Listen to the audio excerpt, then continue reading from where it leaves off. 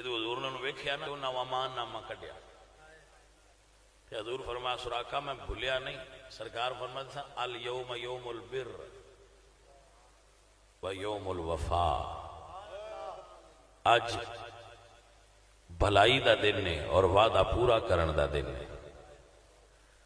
ہے میرے عزیزو میرے ساتھیو.